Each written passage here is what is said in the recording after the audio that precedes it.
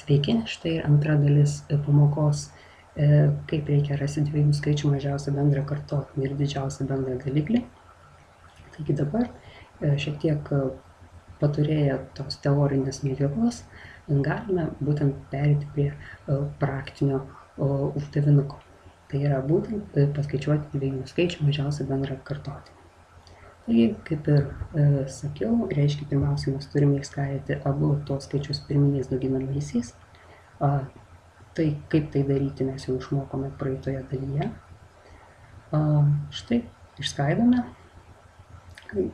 Pernelyg čia ilgai aš, kaip sakant, neaiškinsiu, kadangi jau vis tiek tam skyriu vieną pamokos dalį.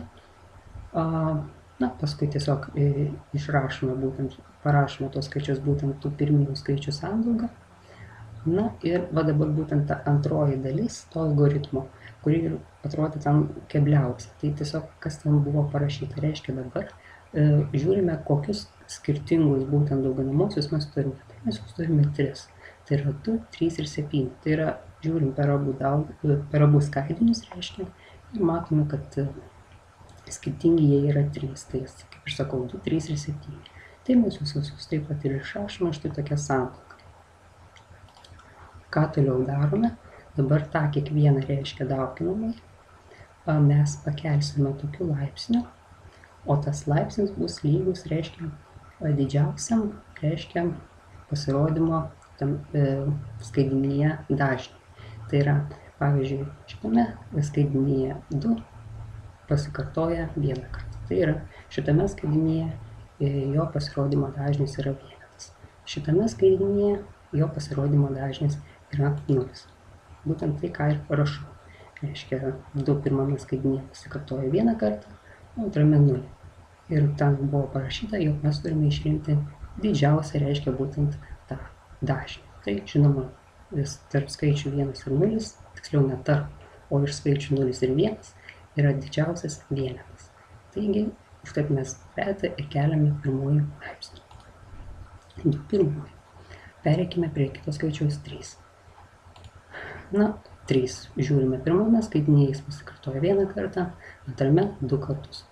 Vėl 1 ir 2, iš šitų dviejų skaičių didžiausias yra 2. Vadinasi, ir trejetą keliame antrojų laipsnių. Žiūrime į 7.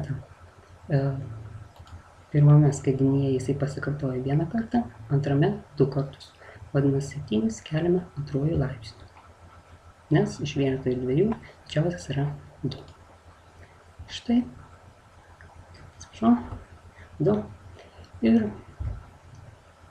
būtent štai turime tokią sandaugą, o jinai ir yra mažiausias bendras kartotinis. Dabar mums tiesiog beliko ir parašyti pilnai atsakymą, kad mažiausias bendras kartotinis skaičių 42 ir 441 yra būtent šita sandauga.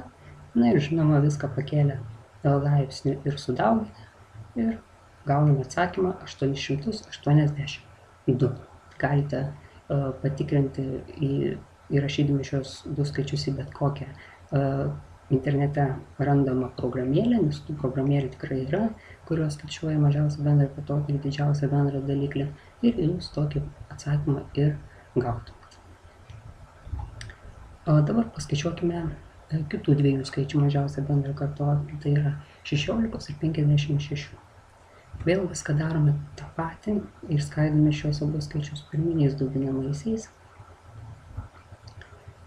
Ir vėl dabar žiūrime. Šiuo atveju turime 2 skirtingus skaičius, tai yra 2 ir 7. Taigi, vadinasi, mūsų sandauga ir bus sudaryta būtent iš šitų dviejų dauginamųjų, 3 ir 7. Dabar tik tai žiūrime, kokiu laipsniu mes turėsime pakelti kiekvieną šitą dauginimą. Tai vėl dabar žiūrime, 2 pirmame skaidinyje pasikartoja 4 kartus, antrame 3. Išrenkame patį didžiausią, 4, vadinasi, 2 keliame 4 laipsnių.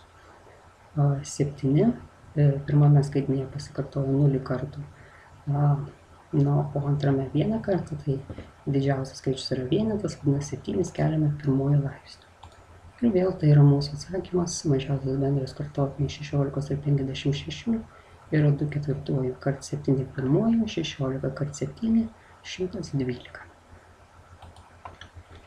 Paskaičiuokime dar dviejų kitų skaičių mažiausią bendrą kartotinį.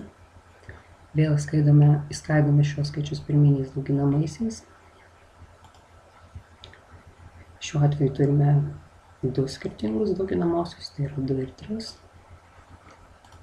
2 pirmame skaidmenyje pasikartoja 2 kartus, čia ir čia. Antrame tik 1 kartą. Didžiausias skaičius, aišku, yra 2. Vadinasi, 2 ir keliame antrųjų laipsnių.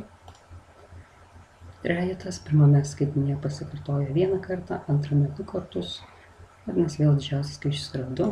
Trejetą taip pat keliame antrųjų laipsnių. Taip, na ir nebeparašiau aišku atsakymą. Bet čia mažiausias bendras kartotinis yra, taip, 4 kart 9 būtų 36. Taip. Na, o dabar galime perėti prie dviejų skaičių didžiausio bendro daliklio radimo.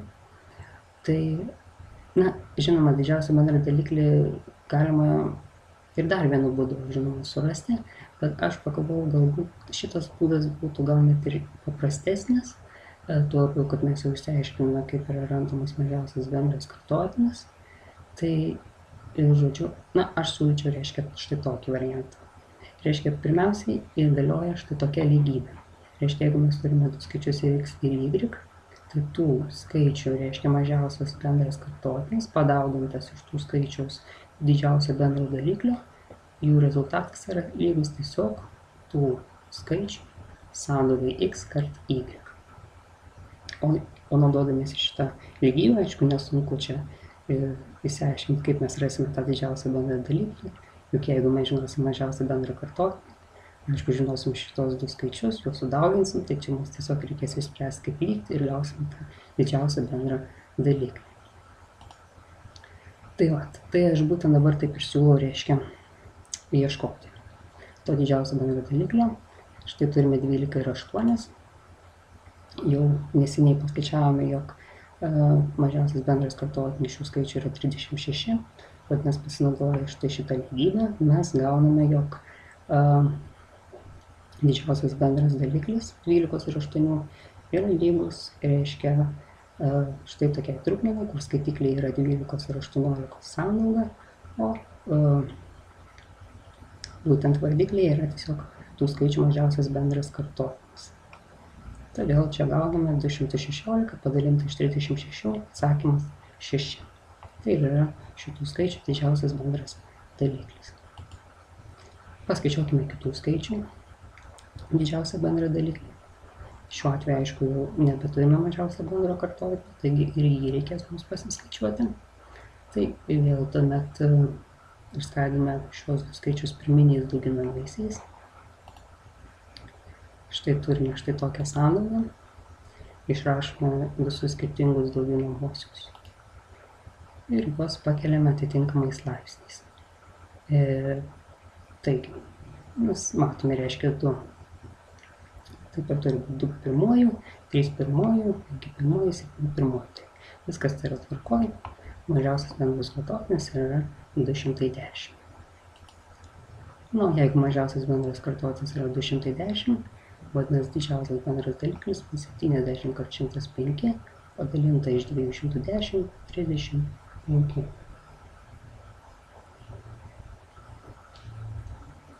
Ačiū, kad žiūrėjote šią pamoką ir iki susitikimo kitą kartą.